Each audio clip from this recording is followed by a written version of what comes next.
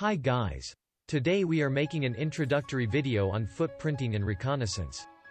We will see what is footprinting and reconnaissance. What are the terminologies and methods we use in this process, and in last we will also discuss that. What are the objectives of footprinting? So let's start. Footprinting and reconnaissance. This is an initial step or action of ethical hacking. Footprinting is a process to gather the information regarding target. It will help out to identify, discover the vulnerabilities of targeted system.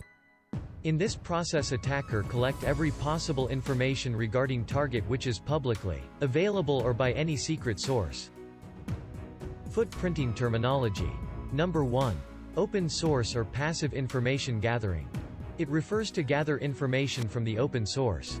It means no direct contact with the target. For example, publicly available sources, such as search engines, social networking sites, newspapers, blogs, and sometime on televisions. Number 2. Active information gathering.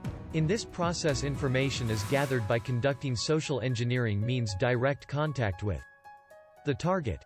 For example, site visit, interviews, questionnaires, etc. Footprinting methodology.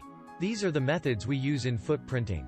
Search engines, advanced Google hacking techniques, social networking sites, websites, email, competitive intelligence, WHOIS, DNS, network, social engineering. Objective of information.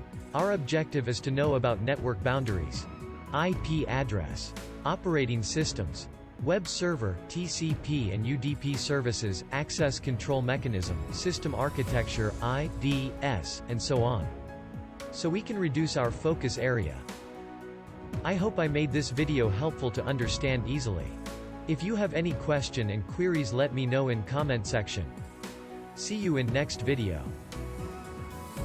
And if you like my video, please like, share and subscribe, and also press the bell icon to get notification about my new video.